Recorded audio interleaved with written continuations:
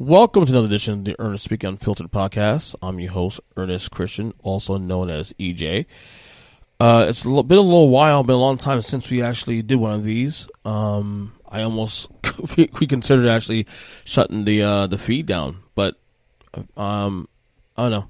I just decided to get inspired today to do this. And today's, I'll call it rant. I don't like to rant. I like to talk and just kind of get my thoughts out.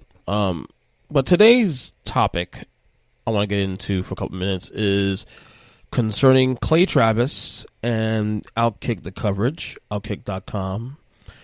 The reason why he's on my mind today especially is, and I spoke about this on the main podcast in recent episodes about since Joe Biden became president, since, it's been a transfer of power and all that, I've been really coming out of the whole Trump era. I've been really burnt down on politics and all that. So I've been trying to turn the volume down a lot in the last couple months.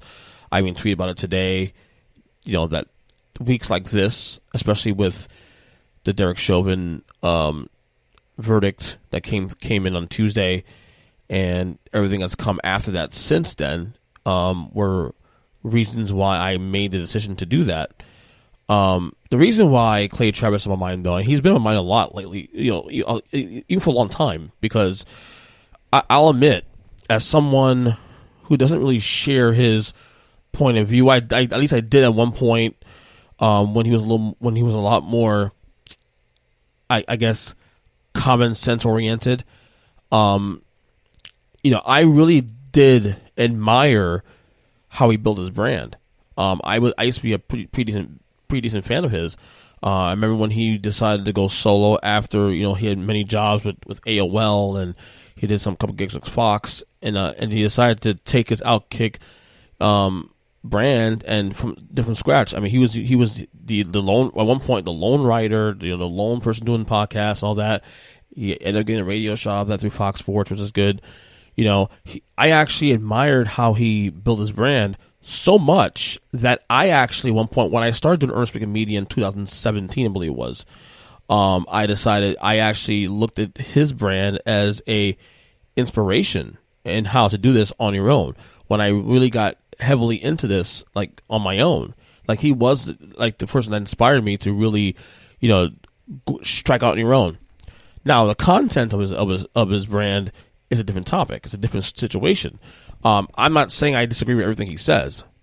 There's some things he said through the years that I actually, speaking him and I can see eye to eye on, But the more and more you see Clay Travis, go through this, now we're now in 2021, I've become less and less of a fan of his, to the point where I've stopped listening to his podcast, stopped listening to his radio show regularly. 'Cause I used to listen to his podcast daily, because when I started doing this show, for example, Unfiltered, way back in 2017 also too, that was inspired by his show, the Outkick The Show, podcast that he did off his Periscope and all that.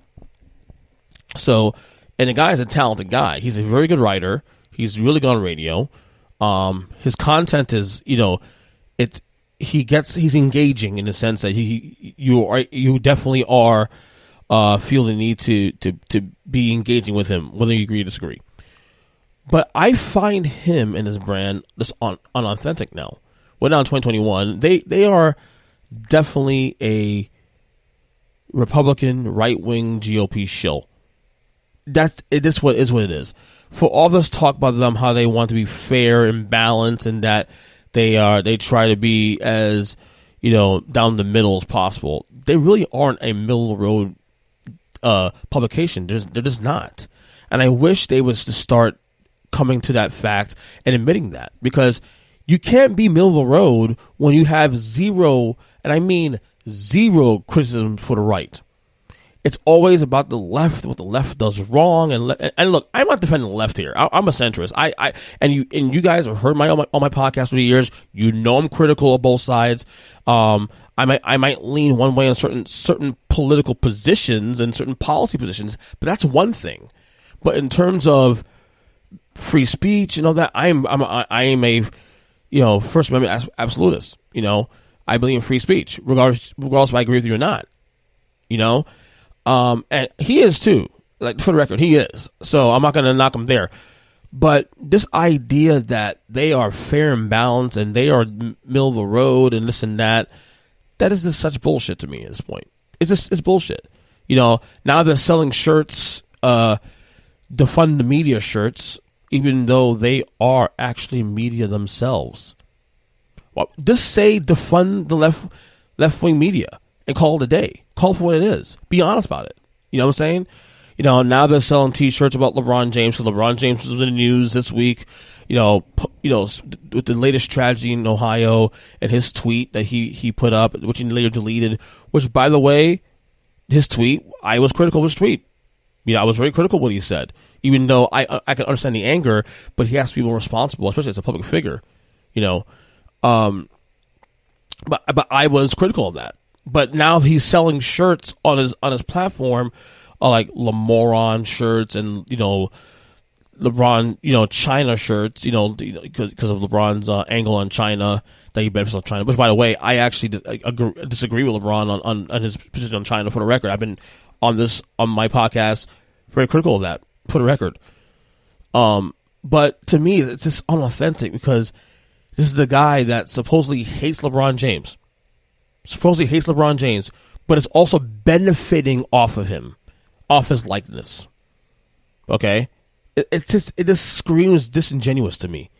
It's just, and I actually was so frustrated when I saw that. I was so compelled to message, write a comment under that, you know, the shirt he's selling, on his Instagram. And then he replied to me. He replied with dollar signs. And to me, his reply there is what all you need to hear. To reply that Outkick, or it may have been Clay, or maybe his social media manager, or maybe, you know, that response there is all you need to hear. You know, this is all a money grab. To me, all of this is a game to him. You know, and I again, like, I don't find him.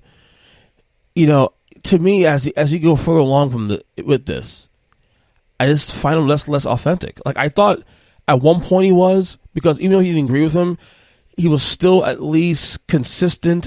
At least he, in some positions, he came off a little more authentic in some ways, you know, middle of the road. But there's nothing middle of the road about him anymore. Like, he never criticizes the right, ever. Okay, there's no criticism of the right on his platform. And if he started doing it recently, it's new to me because I haven't listened to this podcast in a long time. But for the you know, between 2015 and 2020, when I listen to this show on a regular basis, he never had criticism for the right.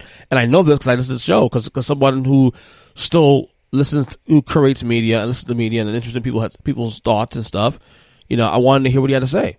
And he never had criticism for the right. It's always the left this, the left that, you know, left-wing media. And again, I'm not defending the left here. You know that. I'm not defending the left here because I've been critical of the left through the years too. You know what I mean? So, but the bottom line is this, that Clay Travis knows where his bread is buttered. It's the right wing. He knew that was an avenue to make money. He's doing it. And look, this is right. He's a capitalist. I'm a capitalist myself too. He's a capitalist too. It just, to me, screams unauthentic. Like, if I would have more respect for Clay Travis if he was really down the middle and critical of the right when they fuck up. Critical of the right when they say things that are out of whack. Because they do. But they don't. But he never does it. So, again, Outkick The Coverage is a Republican right-wing shill. You know, it is what it is. And that's it, really, honestly. It's just frustrating to me. And, you know, I just decided to just stop listening to this stuff, even though I probably should still, as someone does media here, should at least keep one ear open on what's going on that side in case I want to talk about it some more. But it's just frustrating. And again, you know, it's frustrating because it's someone who I actually admired his work at one point and admired how he built his brand. It's just frustrating to me, honestly. So, anyway, that'll do it for that quick, unfiltered rant, what to call that. We'll do another one of these probably a couple of days. We'll see. I got a lot of thoughts in my mind. So, subscribe to this podcast, of course, on any podcast catcher platform. My wrestling podcast, Take 3 Wrestling. Of course, the main show, Earnest Podcast. Find out all podcast catchers. So, until then, Love you guys. Take care. Stay up. Later.